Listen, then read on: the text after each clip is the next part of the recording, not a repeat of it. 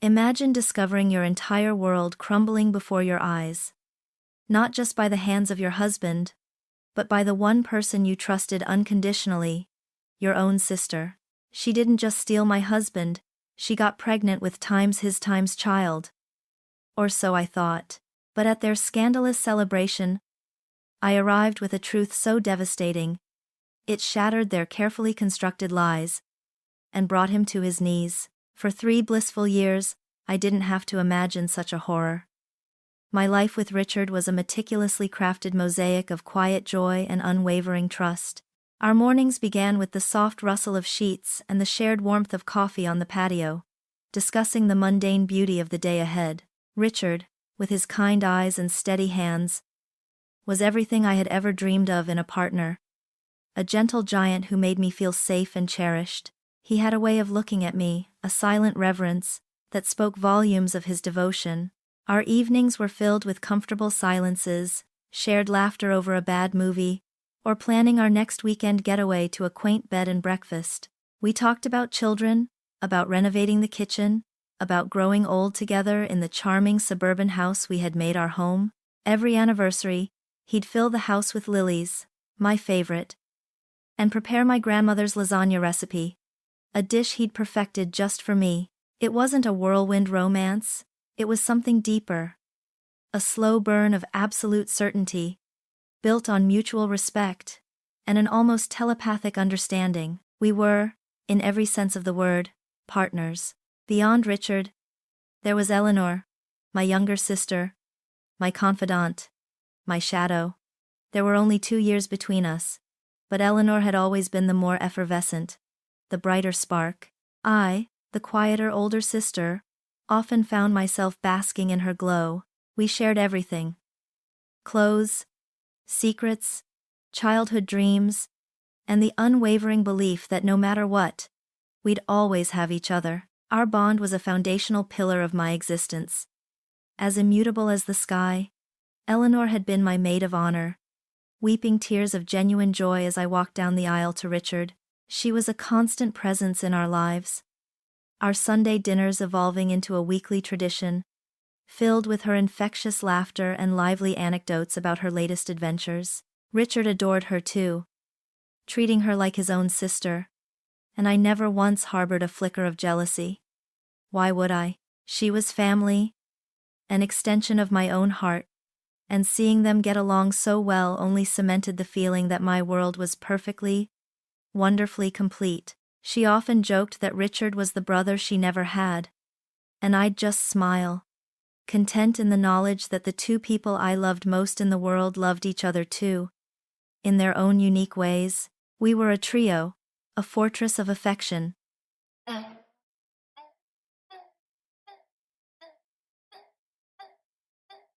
The first hairline fracture in that fortress appeared subtly, almost imperceptibly, like a tiny crack in a perfectly smooth pane of glass.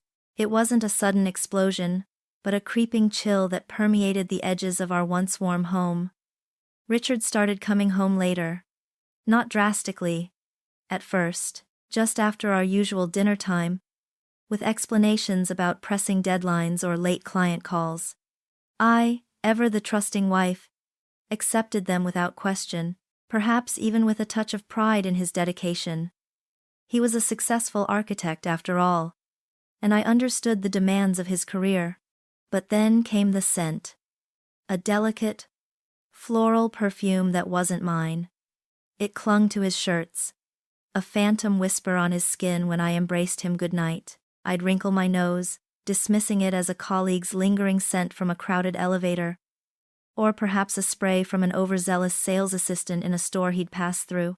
My rational mind, diligently working overtime to preserve my idyllic narrative, found an excuse for everything.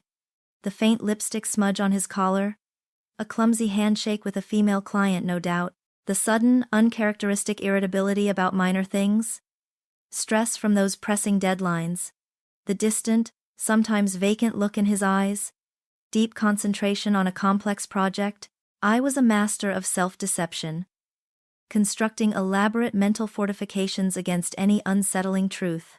The house, once filled with our easy rhythm of shared meals and quiet evenings, began to feel slightly off-key. His laughter, though still present, sometimes felt a shade too forced. His touch, though still gentle, occasionally lacked that familiar, intimate spark. These were faint echoes of doubt, quickly silenced by my fierce loyalty and the vivid memory of our 3 perfect years. I times wanted times to believe him. Needed times to believe him, because the alternative was too terrifying to contemplate. I convinced myself that every long-term relationship had its ebbs and flows, its moments of quiet uncertainty, which were merely tests of true devotion. We would weather this, just like we would weather anything. It was Brenda, my straight-talking, no-nonsense best friend, who inadvertently handed me the first real shard of glass from my crumbling world. We were having our usual Tuesday lunch at the Daily Grind, a cozy little cafe tucked away from the bustle, surrounded by the comforting aroma of roasted beans. We were chatting about mundane things, her latest dating disaster, my plans for a new garden patch. When she paused, stirring her latte thoughtfully, "Oh, speaking of Richard," she began, her tone utterly casual, her gaze flickering away from me as if recalling a trivial detail. "I saw him the other night at Bellini's. You know, your guy's favorite spot?" My stomach tightened. A sudden, cold clench. Bellini's was our times place. Our anniversary dinners, our spontaneous date nights, our haven, the place where Richard had proposed. "Really?" I tried to sound nonchalant, but my voice was a little higher than usual, betraying the sudden jolt of unease. "He didn't mention it. Probably a work dinner, I guess." Brenda shrugged, her eyes sparkling with mild amusement, as she took a slow sip of her latte, completely oblivious to the icy dread seeping into my veins, freezing me from the inside out. "Maybe, but it didn't look like a work dinner, more like a very intimate date." She set her cup down. "He was with some blonde. Stunning, really, and she was wearing the Times' most incredible red dress. You know, the kind that just screams, 'Look at me.'" The description hit me like a physical blow, sharper and more precise than any punch. A blonde, a red dress, at Bellini's. My mind, usually so adept at rationalization, found itself paralyzed, unable to conjure a single believable excuse. The delicate perfume, the late nights, the subtle shifts in his demeanor. Suddenly they coalesced into a horrifying, undeniable pattern. I could almost see her, the vibrant blonde, the scandalous red, laughing across the candlelit table from My Times Richard, in Our Times restaurant, under the soft glow of the familiar chandeliers. The imagined scene played out with sickening clarity, each detail a twist of a knife. My perfect world, my meticulously constructed fortress of affection, didn't just have a crack, it was dissolving, brick by painful brick, into a vast, churning sea of doubt and burgeoning betrayal. The coffee in front of me tasted like ash. I don't remember leaving the Daily Grind. The aroma of coffee, once comforting, now felt suffocating. Brenda's cheerful chatter faded into a distant hum as I mechanically paid, my mind a chaotic whirlwind of images, Richard's gentle smile, Eleanor's infectious laughter, and that phantom blonde in a red dress, all swirling in a sickening kaleidoscope. The drive home was a blur, each turn of the wheel a mechanical action devoid of conscious thought. My hands clenched the steering wheel, knuckles white, as the icy dread Brenda had unwittingly unleashed solidified into a rock in my gut. The house, once my sanctuary, now felt like a stage set for a tragedy. I paced, I sat, I stood by the window, watching for his car, each passing minute stretching into an eternity. My perfect world, so meticulously built, now felt like a fragile glass sculpture, teetering on the edge of a precipice. I rehearsed scenarios, questions, accusations, trying to prepare for a conversation I desperately hoped wouldn't confirm my darkest fears. But deep down, I knew, the pieces, once scattered and dismissed, now clicked together with an horrifying precision, forming a picture I never wanted to see. When Richard's key turned in the lock, the sound resonated like a gunshot in the oppressive silence. He walked in, smiling, oblivious, his usual greeting ready on his lips. "Honey, I'm home. Long day." His words trailed off as he saw my face. The casual warmth in his eyes flickered, replaced by a cautious concern. He knew, or at least he sensed, that something was profoundly wrong. "Richard," I began, my voice a whisper, yet it felt like a scream in the sudden silence of our living room. My throat was tight, my chest aching. "Where were you Tuesday night?" He hesitated, his gaze darting away, a telltale sign I knew all too well. "Work, honey, you know. Another late client call. I tried to text but my phone died." His usual excuses, now ringing hollow and false. "Don't lie to me," I said, my voice gaining a brittle strength I didn't know I possessed. "I know you were at Bellini's." His jaw tightened. The casual charm vanished, replaced by a defensive rigidity. "Bellini's? What are you talking about? I haven't been to Bellini's in weeks, not since our anniversary. Why are you asking me this, Caroline? Are you accusing me of something?" His tone was sharp, an edge I rarely heard. "Brenda saw you," I continued, pushing past the pain, driven by a desperate need for the truth, however devastating. "She saw you there, Richard. With a blonde. In a red dress." The color drained from his face. His carefully constructed facade crumbled, revealing a raw, uncomfortable guilt. He looked like a deer caught in headlights, eyes wide with panic. He opened his mouth, then closed it, then opened it again, no words coming out. The silence stretched, heavy and suffocating, filled only with the frantic pounding of my heart. It was all the confirmation I needed. My lungs burned, my vision blurred. "Is it true?" I whispered, the words barely audible.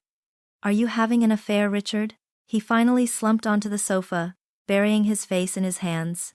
His shoulders shook with a silent, racking movement. "Yes," he choked out, his voice muffled, thick with shame. "Yes, Caroline. I'm so sorry."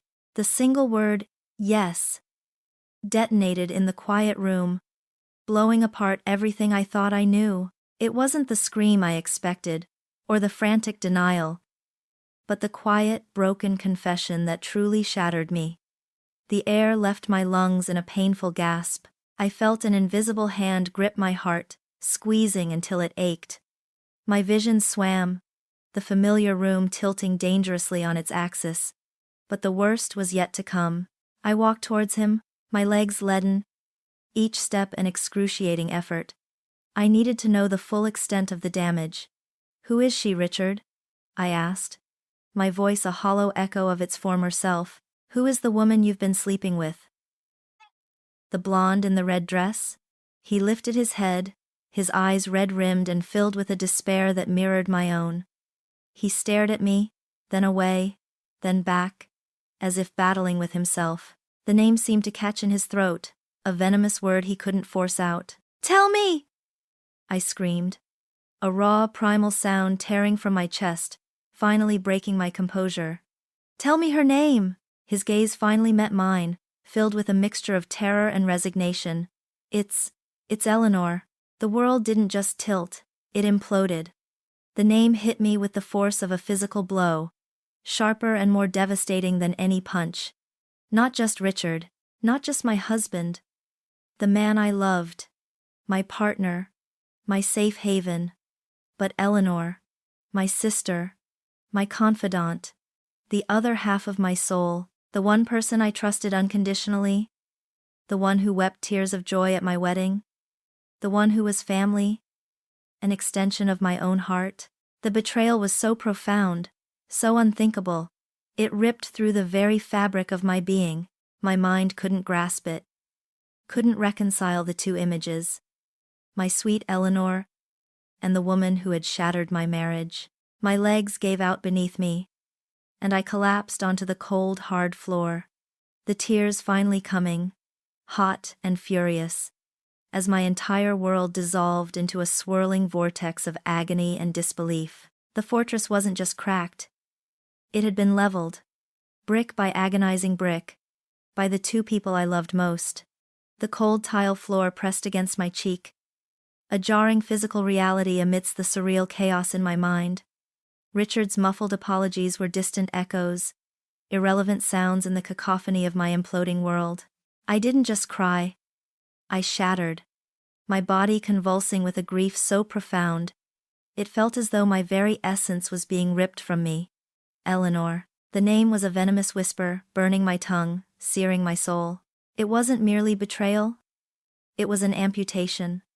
A severance of the very ties that bound me to my past, my present, and any hopeful future. Days blurred into a seamless monochromatic stretch of existence. I don't remember Richard leaving, or what he said as he did. My world shrank to the four walls of our bedroom, then our house, then simply the hollow space within my own chest. The phone, once a lifeline, became an instrument of torture, buzzing with concerned messages from Brenda, calls from my parents. I ignored them all. How could I explain this? How could I articulate the specific horror of being stabbed in the back? Not just by your husband, but by your own sister. The one you swore was an extension of your heart, Eleanor. Her name was a physical ache, a constant phantom limb pain. The thought of her, the image of her laughing face, her bright eyes, now twisted into a monstrous caricature of deceit. I couldn't breathe the same air she breathed, couldn't share the same planet. My phone eventually died, a merciful silence after relentless calls and texts from her, frantic messages filled with false remorse and desperate pleas. I blocked her number, then every social media account. I erased her from my digital life. A futile attempt to erase her from my heart, from my very history. She was dead to me. A painful, gaping void where my beloved sister once stood. The idea of forgiveness was an alien concept, a cruel joke. There was no understanding this kind of wound. There was only bleeding. Grief wasn't the torrent of tears I expected after the initial explosion. It was a suffocating quiet, a profound numbness that settled deep in my bones. My body felt like a husk, hollowed out, devoid of sensation. Food lost its taste, sleep became a rare fractured commodity, haunted by half-formed nightmares of red dresses and familiar smiles. The mirror reflected a stranger. Pale, sunken eyes, hair dull and neglected, clothes hanging loosely on a frame that had shed pounds I hadn't even realized I possessed. I moved through the house like a ghost, an echo of the vibrant woman I once was. The silence of the house, once comforting, now screamed of absence, of betrayal, of a future brutally stolen. Each morning was a battle to simply open my eyes, each breath a conscious effort. The thought of facing the outside world, of encountering someone who might offer pity, or worse, questions, was unbearable. I built walls around myself, invisible but impenetrable. The woman who once delighted in social gatherings, in laughter and shared stories, was gone. In her place was a fragile, broken thing, retreating into the deepest shadows, trying to make sense of a reality that defied all logic, all trust, all love. The pain was too vast, too absolute, to be contained by tears or screams. It was a constant, dull throb, a steady drumbeat of heartbreak that left me utterly, terribly alone, in a drowning sea of my own despair. My mind replayed fragments. Richard's touch, Eleanor's giggle, the scent of lilies, now all tainted. I re-examined every memory, every shared joke, every affectionate gesture, searching for a clue, a hint, a premonition I had so willfully ignored. The past, once a warm blanket, became a shroud of lies, suffocating me with its falsity. I wanted to scream, to lash out, but there was no energy left. Only a profound, echoing emptiness. The world outside continued, oblivious, uncaring, while mine had simply ceased to exist. The relentless calls and texts from Brenda had dwindled to a frustrated silence weeks ago. A silence I had welcomed. My phone, long dead and discarded in a forgotten corner, offered a blessed reprieve from the insistent demands of a world I no longer wished to inhabit. but even my carefully constructed sanctuary of despair couldn't withstand the insidious creep of reality forever. One morning, a single sharp vibration jolted me from my listless trance. I had, unknowingly, charged my phone during one of my ghost-like nocturnal wanderings, and now it pulsed with a new, urgent message, clawing its way past the barricades of my despair. It wasn't a call, but a text, stark and brief, from Brenda. "You need to see this, now." My fingers trembled as I fumbled with the screen, the light a searing pain to my unaccustomed eyes. Brenda had sent a link, followed by a screenshot. The link led to a local society blog, the kind that trafficked in gossip about prominent families and business figures. The screenshot, however, was what truly made the world tilt again. It was a professionally shot photograph, bright and sickeningly joyful. Richard and Eleanor, standing side by side, Eleanor's hand resting protectively over a gently swelling stomach. Richard's arm was around her, his smile wide, genuine, radiating an almost smug happiness. The caption beneath, in bold celebratory script, screamed, "Local architect Richard Thorne and Eleanor Vance announce pregnancy, wedding bells to follow soon." The words swam before my eyes, then slammed into me with the force of a physical blow. Pregnant. Eleanor was pregnant. With his time's child, their child. The blonde in the red dress, my own sister, was carrying my husband's baby. The sheer, audacious brazenness of it ripped through the last vestiges of my numbness, replacing it with a fresh, scorching wave of disbelief and pure, unadulterated shock. This wasn't just an affair. It was an entire, gleaming new future, meticulously planned and publicly flaunted, built upon the scorched earth of my own. My breath hitched, a ragged, painful sound. Humiliation, hot and acidic, flooded my veins. It wasn't enough that they had betrayed me. They were now parading their transgression, their love story, for the entire world to see. A wedding? Soon? While I was still navigating the desolate landscape of our shattered marriage, they were already planning their happily ever after, complete with a new family. The very air around me felt poisoned, thick with the stench of their deceit and my own profound degradation. The passive grief, the quiet despair that had become my constant companion, suddenly felt like a distant memory, a luxury I could no longer afford. It was a fire, not a flood, that now consumed me. A cold, hard ember of anger ignited deep in my gut, quickly spreading, burning away the lethargy, the self-pity, the desperate urge to simply cease. My sister, my husband, a baby, the perfect, cruel trifecta. They hadn't just taken my husband. They had stolen my future, twisted my past, and now they were rubbing their grotesque happiness in my face. A low growl escaped my throat, an unfamiliar sound that startled even me.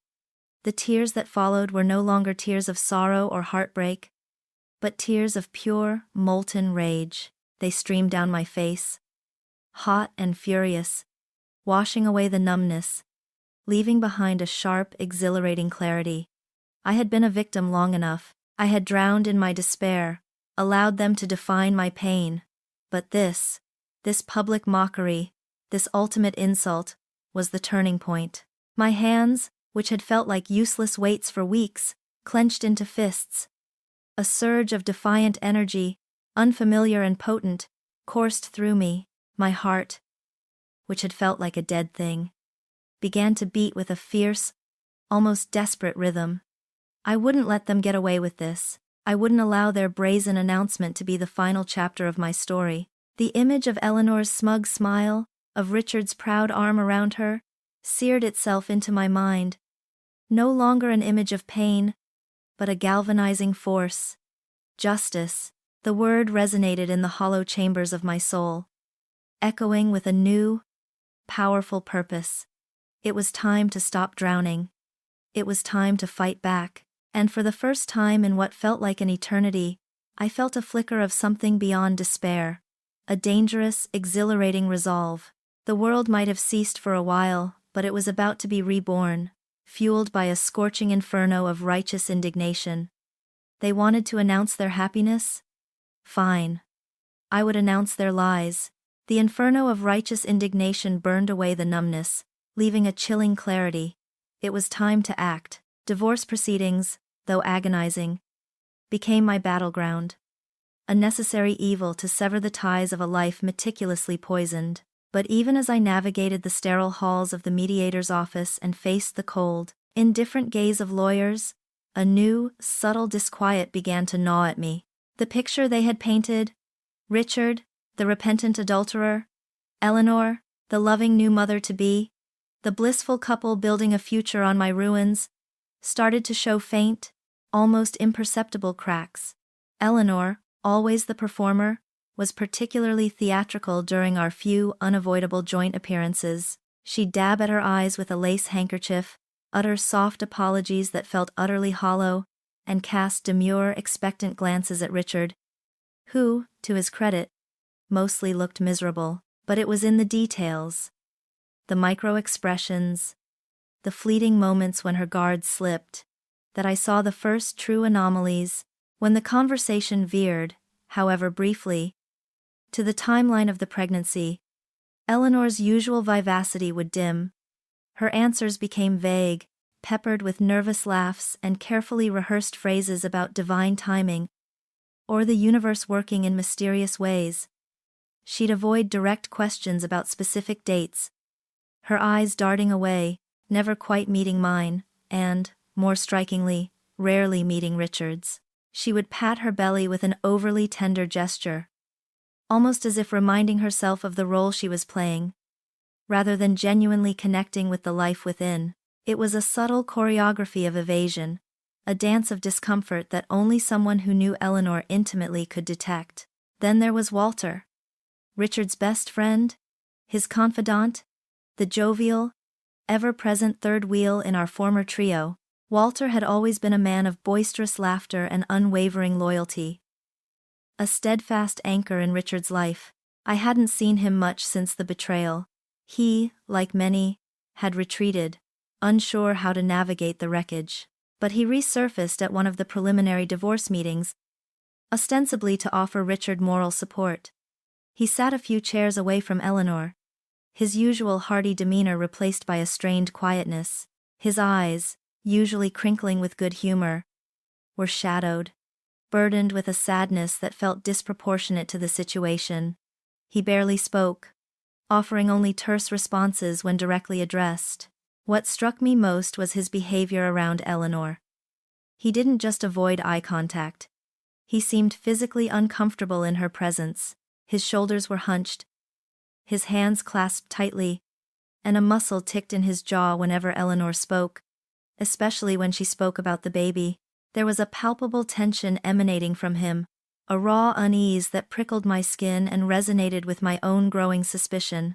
He looked at Eleanor with a peculiar blend of pity, anger, and something else. Something akin to a deeply personal hurt. A betrayal that seemed to run deeper than just his friend being cheated on. It was more than just observation. It was a cold, creeping certainty that settled in my gut, contradicting everything I thought I knew. Eleanor's vagueness, her inability to meet Richard's gaze when talking about their time's child, coupled with Walter's profound, almost personal distress around her, it all coalesced into a dissonant chord. My intuition, long dulled by grief, now vibrated with renewed, dangerous sensitivity. The pieces of the puzzle didn't quite fit. The narrative they'd presented, so neat and painfully linear, suddenly felt flimsy, patched together with convenient lies. There was a layer beneath the surface, a hidden current. A truth far more convoluted and perhaps even more devastating than the one they had so brazenly flung in my face. The sting of betrayal hadn't fully subsided, but a new, sharper hunger was emerging. A hunger for a truth that went beyond infidelity. A truth that could explain the strange, unsettling dynamic between my sister and Richard's best friend. I felt it. A profound, undeniable premonition. That the ultimate insult of Richard's child was not the end of the story, but merely the beginning of an even darker revelation. The raw discomfort radiating from Walter at the last meeting had been a beacon in my suffocating darkness. It was a sign. A tangible anomaly in their carefully constructed charade. And I knew, with a fierce certainty that had replaced my despair, that he was the loose thread I needed to pull. I couldn't confront him there, amidst the sterile neutrality of the mediator's office. So I waited. I watched him collect his things. His movements stiff, his head down. As he made his way towards the exit, I intercepted him, stepping into his path, my voice low and urgent. "Walter," I said, my tone a careful blend of firmness and vulnerability. He flinched, startled, his head snapping up. His eyes, already clouded with unease, widened slightly as they met mine. He seemed to brace himself, as if anticipating a blow. "Caroline?" he mumbled, his gaze flickering away, then back, clearly uncomfortable. He shifted his weight, jingling the keys in his hand. I'm so sorry about all of this. It's a mess. It is. I agreed, letting the silence hang for a moment, letting him feel the weight of it. "And I think you know more about this mess than you're letting on." His jaw clenched. A flicker of something resentment, crossed his face before settling back into that familiar sadness. "What are you talking about, Caroline?" His voice was a little too defensive, a little too quick. "Richard's my best friend. And Eleanor?" He trailed off, his eyes darting towards the door, as if expecting to be overheard. "Eleanor is my sister," I countered, my voice hardening. "And I saw you, Walter. At the mediation. The way you looked at her. The way you avoided her gaze when she spoke about the baby. The way you stiffened every time Richard put his arm around her. You're not just upset about your best friend being a fool. You're upset about something else entirely. Something personal." He swallowed hard, his Adam's apple bobbing. He ran a hand through his hair, a gesture of profound agitation. "Caroline, please. This isn't my place. I can't get involved in this any more than I already am." The last few words were almost a whisper, laced with a revealing tremor. "Any more than you already are?" I pressed, leaning in slightly, forcing him to meet my gaze. "What does that mean, Walter? What aren't they telling me? What aren't you times telling me?" I didn't soften my voice, didn't offer an easy out. I needed the truth, and I sensed he was on the precipice of cracking. "Richard deserves the truth. I deserve the truth. And if you have any loyalty left to either of us, if you have any conscience at all, you'll tell me." He closed his eyes for a long moment, taking a deep, ragged breath. When he opened them, the sadness was still there, but now mingled with a profound weariness, a resignation. It's complicated, Caroline. More complicated than you can possibly imagine." He looked around, his paranoia palpable. "I can't talk here. Not now. Not ever. If they knew." "Then where?" I demanded, pressing my advantage. "When? Walter, you owe me this. You owe Richard this. If there's something else, something bigger, then it needs to come out." He hesitated again, warring with himself. His eyes darted to mine, filled with a tormented apology. She's good at twisting things," he finally said, his voice barely audible, a raw confession of fear.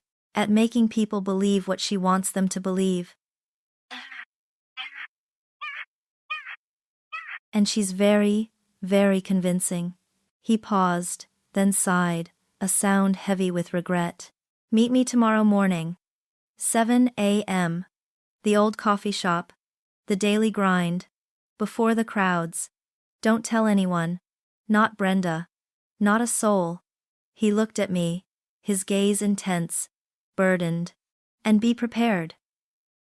Because the truth, it's going to be far worse than you think." He turned and walked away before I could respond, disappearing into the bustling street traffic. But his words, and the raw guilt etched on his face, had confirmed my darkest premonitions. The fortress hadn't just been leveled. It had been built on a foundation of quicksand. And Walter, it seemed, held the key to its final, devastating collapse. Walter's retreating back was a silhouette against the harsh morning light. But his final warning resonated in the sudden quiet, a chilling echo that propelled me forward. The terrifying promise of a deeper, darker truth clung to me, igniting a frantic, desperate energy. My mind, which had been a fog of pain for weeks, now raced, piecing together fragments, searching for context in his burdened gaze. His tormented apology, the truth, however ugly, was a beacon in the drowning sea, and I would swim towards it. That night, sleep was a forgotten luxury. Every creak of the old house, every rustle of the leaves outside, felt amplified, charged with the weight of unspoken secrets. I reviewed every interaction, every subtle shift in Eleanor and Walter's demeanor over the past months, trying to uncover the hidden narrative. My sister, always so vivacious, now seemed a calculated performance in hindsight. Walter, the steadfast friend, now appeared a man trapped by his own conscience. The puzzle pieces, once scattered and meaningless, felt like they were finally beginning to connect, forming a shape I dreaded but yearned to see. The next morning, at the ungodly hour of 7, the familiar aroma of roasted coffee at the daily grind was a cruel reminder of my last, devastating visit with Brenda. But this time, there was no cheerful chatter, no comforting warmth. The cafe was almost empty. A few early risers hunched over laptops, their hushed murmurs providing a fragile veil for our clandestine meeting.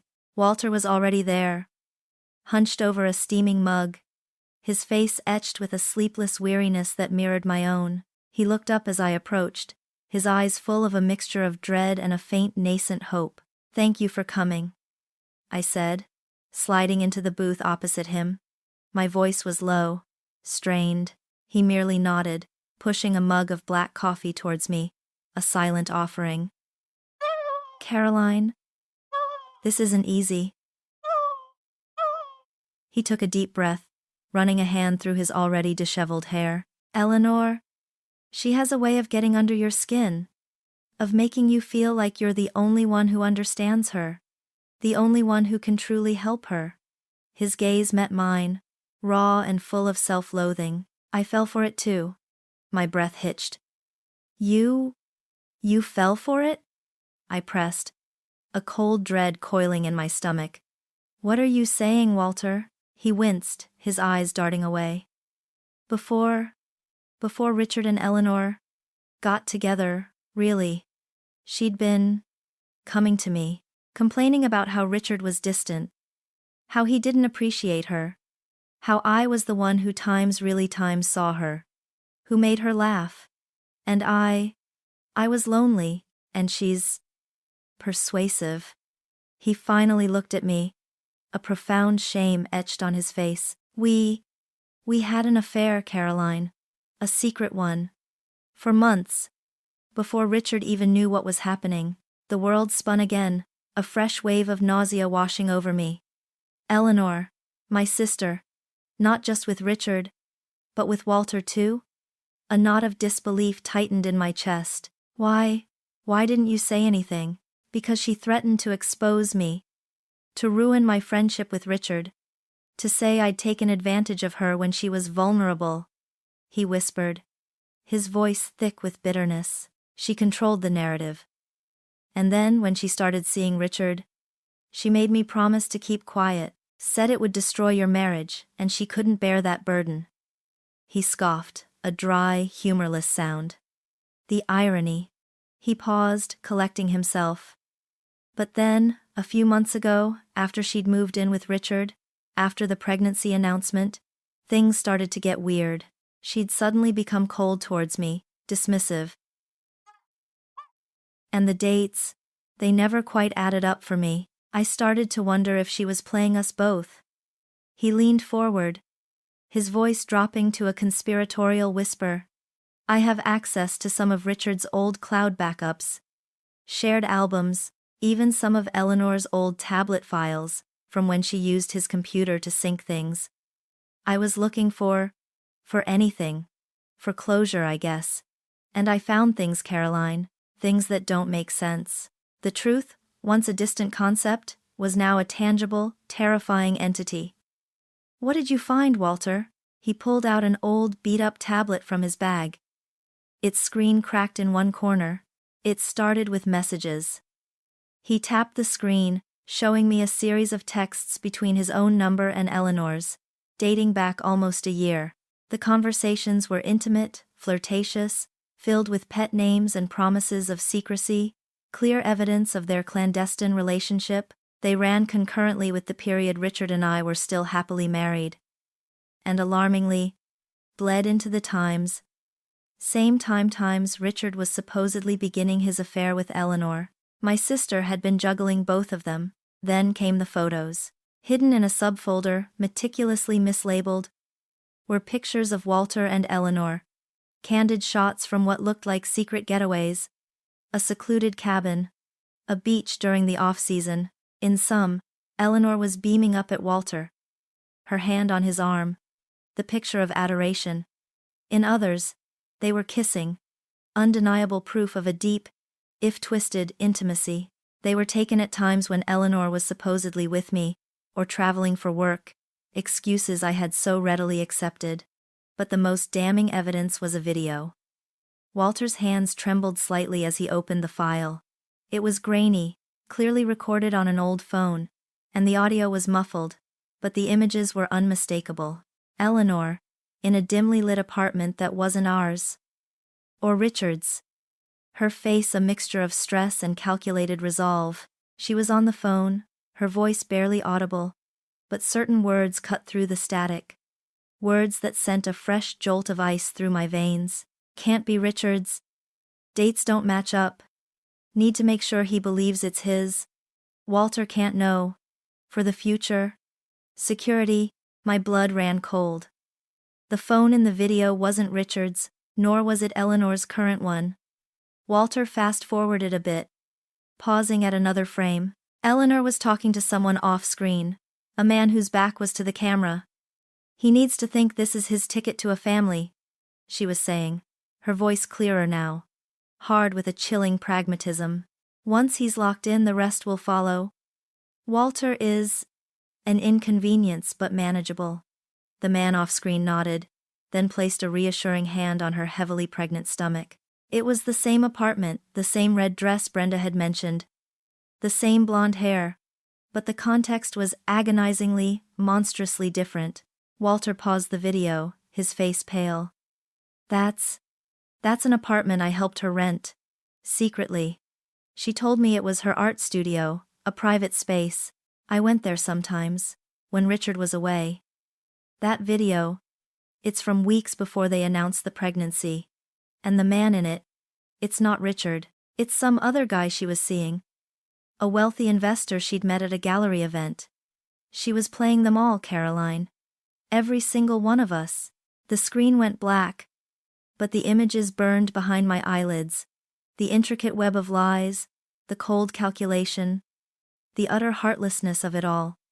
Eleanor hadn't just cheated on Richard with Walter, she had cheated on both times of them, possibly with a third man, and was now using the child, the ultimate emotional weapon, to secure her future with Richard. The pregnancy, far from being a simple consequence of an affair, was a meticulously orchestrated ploy, a calculated weapon in her arsenal of manipulation. The idea that Richard, my Richard, the man who had loved me so deeply, was also a victim, a pawn in her cruel game, finally solidified into an undeniable, sickening truth. The betrayal wasn't just mine. It was a shared, devastating legacy that bound us all in a suffocating web of her deceit. The cold, calculating cruelty of Eleanor's plan, exposed in vivid detail by Walter's confession and the damning evidence, had coalesced into a new, hard core of certainty within me. The suffocating web of deceit had become a tangled knot, demanding to be unraveled. And I, Caroline, would be the one to pull it apart. The days following Walter's revelations were a blur of intense discussions, meticulous planning, and a chilling transformation within myself. We, Walter and I gathered every shred of proof, cross-referenced timelines, and pieced together the monstrous mosaic of Eleanor's lies. Walter, stripped bare of his own self-deception, was now a zealous, tormented ally, his guilt a potent motivator. He helped me dissect old bank statements, phone records, even security footage he'd managed to recover from Bellini's, from key dates he had remembered. Each discovery, each confirmed suspicion, solidified my resolve. I wasn't just heartbroken, I was a strategist. An avenger, fueled by a searing inferno of righteous indignation that had replaced my despair. Then, the envelope arrived. It wasn't a solicitor's letter, nor a mundane bill. It was thick, creamy parchment, embossed with an elegant, almost ostentatious flourish. "You are cordially invited." My fingers trembled. Not with fear, but with a sudden surge of adrenaline. As I tore it open, the words inside were a grotesque parody of celebration, a final, audacious thrust of their triumph. "Richard Thorne and Eleanor Vance joyfully invite you to celebrate their upcoming union and the finalization of their respective pasts. At Bellini's, date, time, Bellini's. Our times Bellini's. The place where Richard had proposed, where Brenda had first seen the blonde in the red dress. The sheer, unadulterated cruelty of it was breathtaking. It was a calculated act of humiliation, a public declaration of their victory, meant to grind me further into the dust. They wanted me to witness their bliss, to be a silent spectator to the dismantling of my life, and the brazen construction of theirs. They wanted me to watch them dance on the ashes of my marriage and my sisterly bond, to know the full extent of my defeat. But they had miscalculated. Terribly. They thought they were inviting a broken woman, a grieving wife, a discarded sister, to witness her own demise. They thought I would cower, weep, or simply refuse to show my face, retreating into the shadows I had so recently inhabited. They thought I would accept their narrative, their version of happily ever after, without question. Thought wrong. As I stared at the elegant script, a slow, dangerous smile spread across my lips. A smile utterly devoid of humor. This wasn't an invitation to my defeat. It was an invitation to their reckoning. This wasn't a concession, it was a carefully laid trap. This was my stage. This was the moment I had unknowingly been preparing for since Brenda uttered those first fateful words at the daily grind. Since Walter's tormented confession in the quiet corner of Bellini's. I would attend. Not as a victim, not as a mere guest, not as a broken bystander, but as the harbinger of a truth so devastating, it would shatter their carefully constructed fantasy into a million irreparable pieces. The game was no longer theirs to play. It was mine, and the final act was about to begin. The crisp evening air did little to cool the fire in my veins as the taxi pulled up to Bellini's.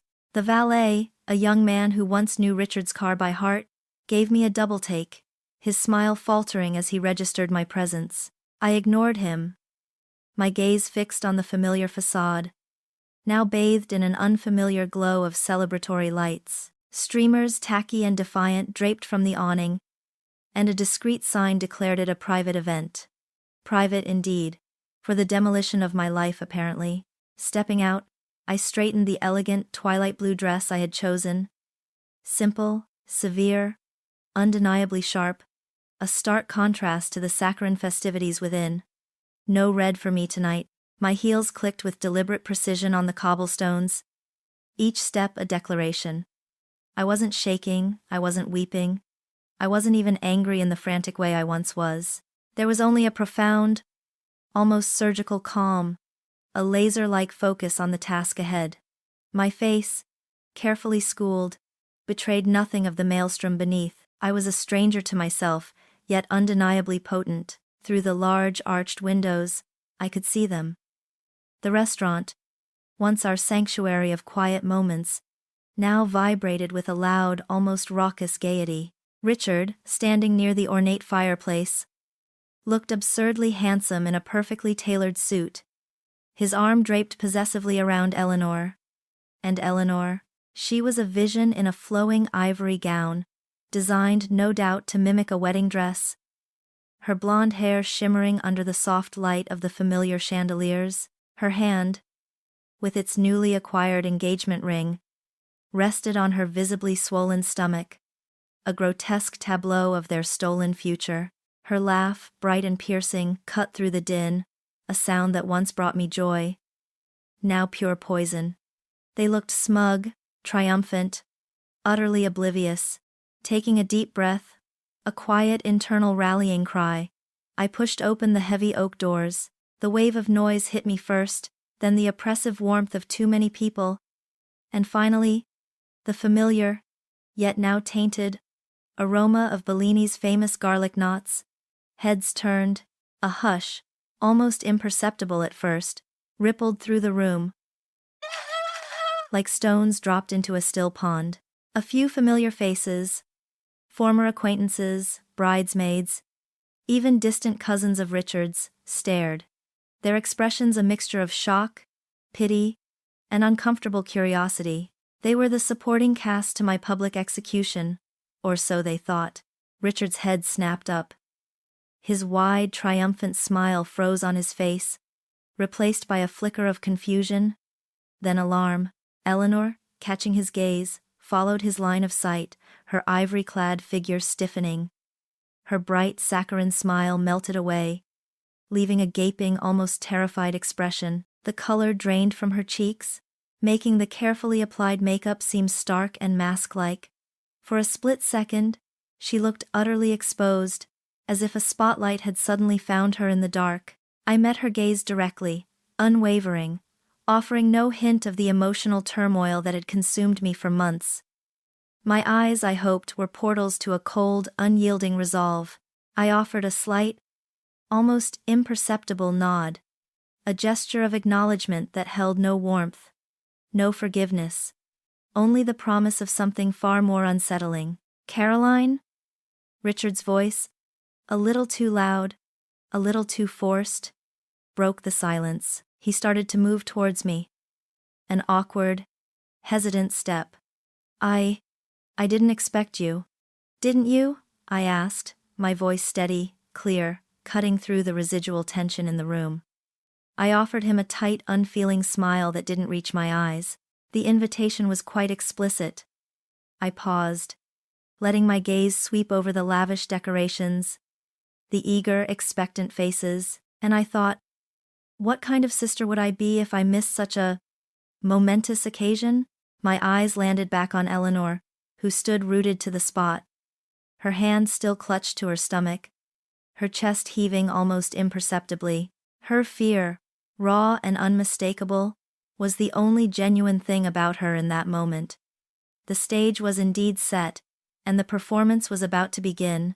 The air crackled with attention that quickly turned into a nervous murmur among the guests. Richard, still rooted, stared at me, then at Eleanor, then back, a confused frown deepening on his brow. Eleanor, however, remained pale, her eyes wide, fixed on me with an almost desperate plea. But there would be no pleas answered tonight. Richard cleared his throat, attempting to regain some semblance of host composure. "Caroline, if you're here to cause a scene, I suggest you—" "A scene?" I interrupted, my voice cutting through his, devoid of any emotional tremor. "Oh, Richard, this is far beyond a scene. This is an unveiling." My gaze swept across the room, capturing the attention of every lingering glance, every whispered conversation. "You see, everyone here has been invited to celebrate a beautiful new beginning. A union of love, a family taking root, a testament perhaps to second chances." I paused, letting the saccharine words hang in the air, allowing the audience to lean in. But sometimes, what appears beautiful is merely a meticulously crafted facade. And tonight, we dismantle it. I turned back to Eleanor, whose face was now a mask of pure terror, her hand instinctively tightening over her belly. "Eleanor, my dear sister, you've always had a flair for the dramatic, haven't you? A talent for storytelling." Richard, finally moving, stepped closer to Eleanor, putting a protective arm around her. "What is this, Caroline? Leave her alone. Leave her alone? I echoed, a hint of steel entering my voice. After she stole your affections, destroyed my marriage, and now parades a pregnancy before the world as her ultimate triumph? No, Richard. Tonight the truth has its turn, and then… Walter. He emerged from the periphery, a silent, grim figure, holding a small tablet. His presence alone sent a fresh jolt of fear through Eleanor, and a look of stunned disbelief across Richard's face. Walter? What are you doing here? Richard demanded, his voice laced with confusion, the protective stance momentarily faltering. He's here, I stated. Because he's as much a victim of Eleanor's elaborate web as you are, Richard. Perhaps even more so. I gestured to Walter. Show them, Walter. Walter, his hands shaking slightly, projected the contents of his tablet onto the large screen, discreetly set up for their celebratory slideshow. The room gasped as the intimate text messages between Eleanor and Walter, filled with pet names and promises of secrecy, flashed across the screen. They were dated months before Richard's affair with Eleanor supposedly began. Running concurrently with my supposedly perfect marriage, Eleanor let out a strangled cry, burying her face in Richard's chest. What is this, Walter? Richard roared, pushing Eleanor slightly away, his face contorted in disbelief and rage. What are these messages? Proof, Richard, I interjected, stepping forward.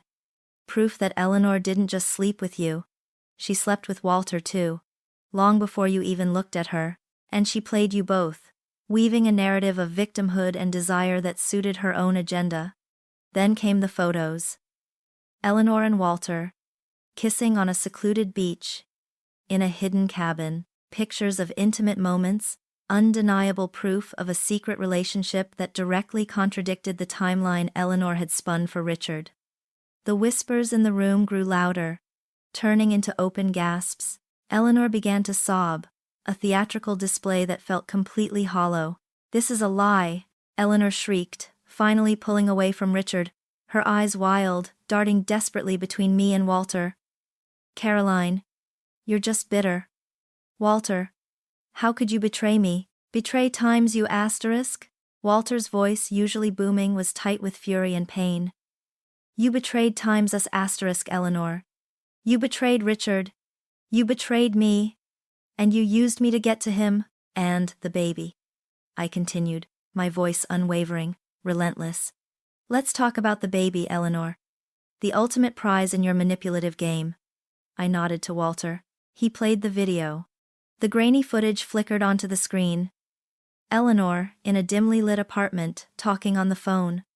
Her voice, though muffled, was clear enough to deliver the fatal blow. Can't be Richard's. Dates don't match up. Need to make sure he believes it's his. Walter can't know. For the future. Security.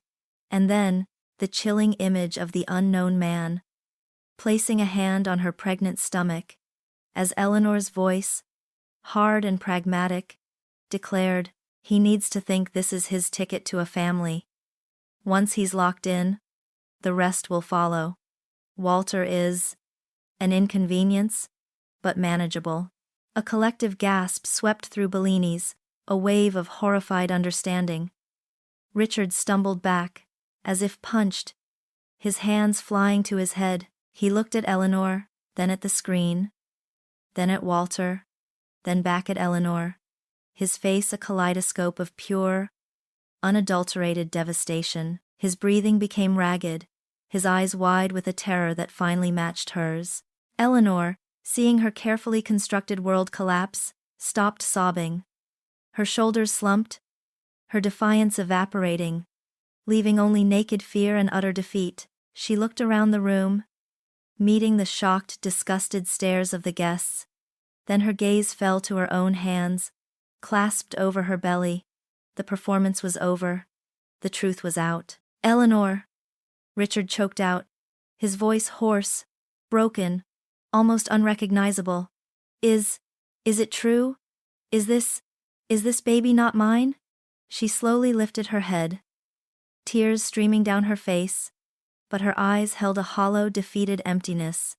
I needed security, Richard. she whispered, her voice barely audible. I wanted a family. I wanted this life. She gestured vaguely around the room. You were so good, so kind. And Walter, he was just easy to manipulate. And then, when I realized I was pregnant, the dates didn't quite fit. Not for you, not for him. But you were the prize. The easiest one to convince. To lock in, so I made sure you believed it was yours. I needed it. She looked at Walter, a flicker of something close to genuine remorse in her eyes, then back at Richard, her expression settling into a pathetic plea. I'm so sorry, Richard. I'm so sorry. Richard didn't scream. He didn't rage. He simply stood there, utterly still, as if every ounce of life had been drained from him. His eyes, once full of pride and the promise of a future, were now vacant, seeing only the shattered fragments of his own carefully constructed dream. He had been so blind, so trusting, so utterly played. The wife he'd cheated on had exposed his mistress, his sister, as a calculating monster.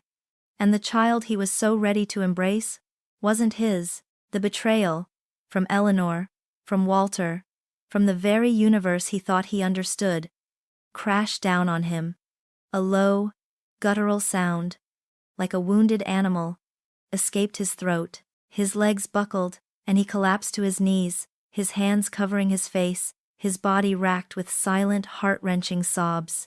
The room, once buzzing with celebration, was now utterly silent, save for the sound of Richard's broken cries and Eleanor's pathetic whimpers.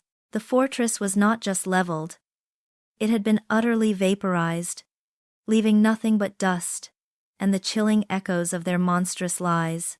A chilling stillness descended upon Bellini's, thick and heavy, a stark contrast to the celebratory din that had just moments before filled the opulent room.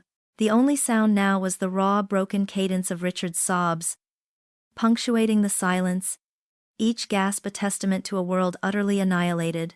Eleanor, a crumpled heap of ivory silk and shattered ambition, remained frozen, her carefully constructed facade having crumbled into a ruin of terror and defeat. But within me, the maelstrom had subsided.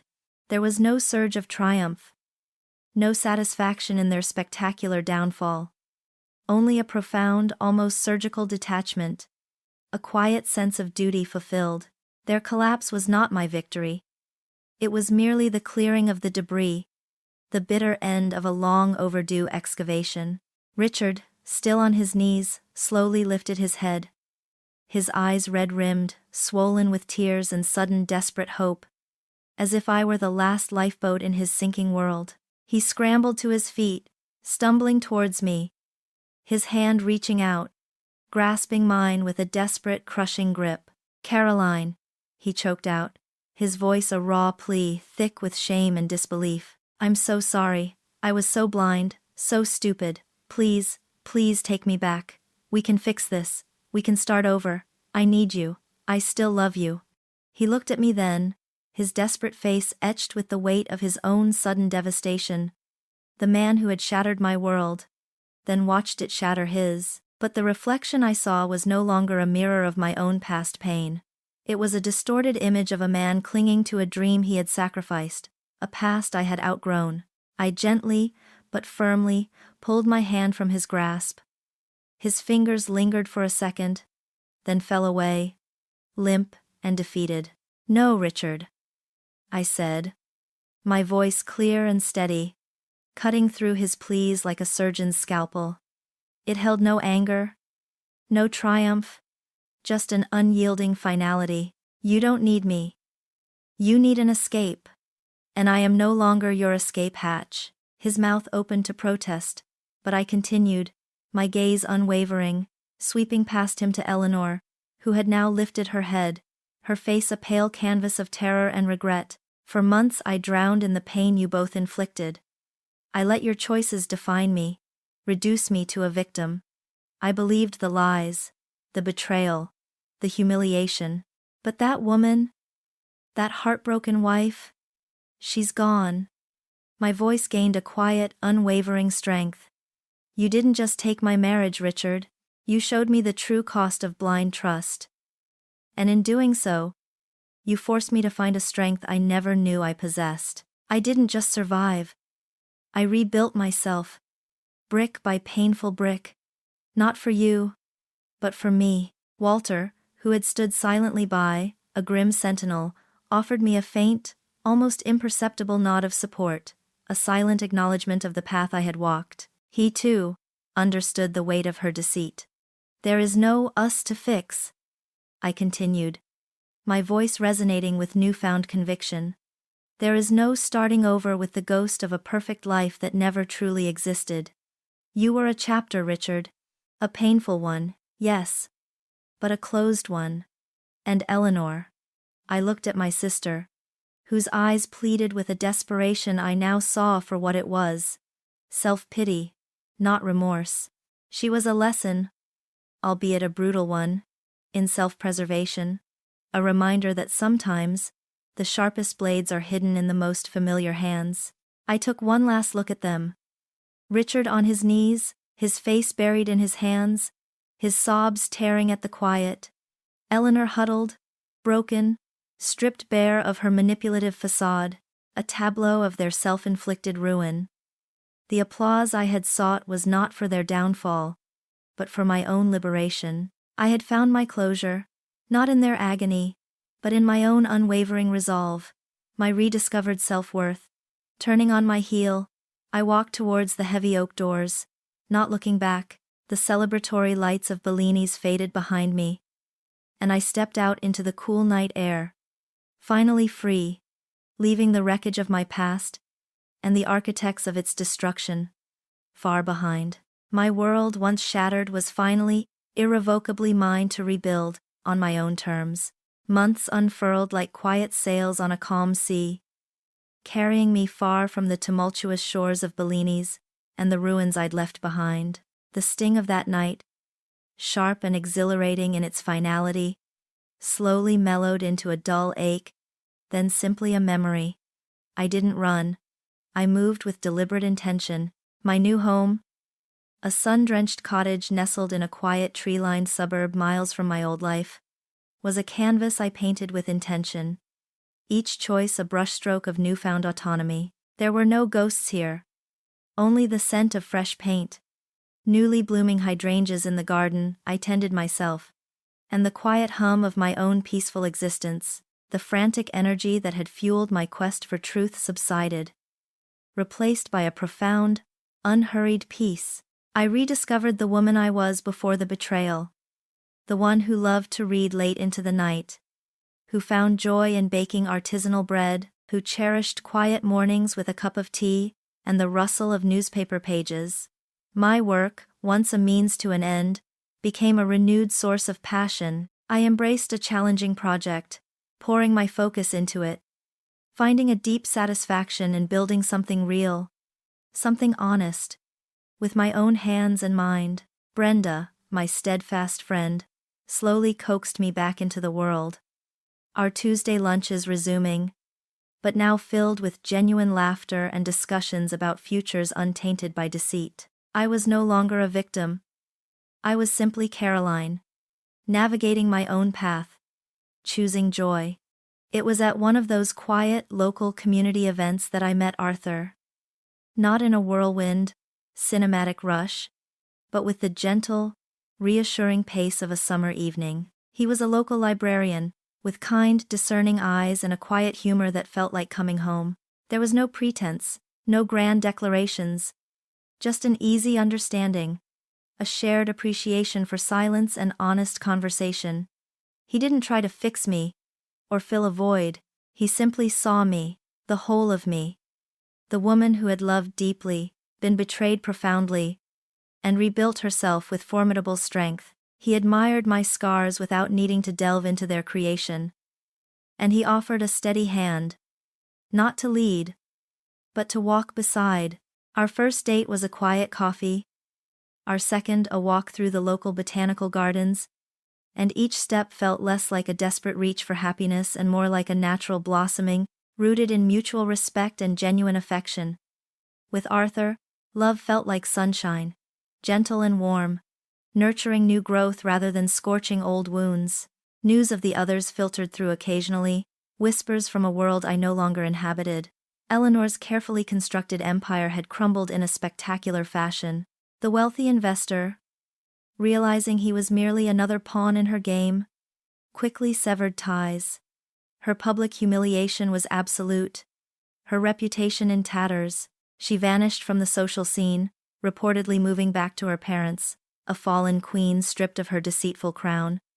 Facing the stark reality of her choices and the isolation she had manufactured for herself, Richard's trajectory was equally devastating.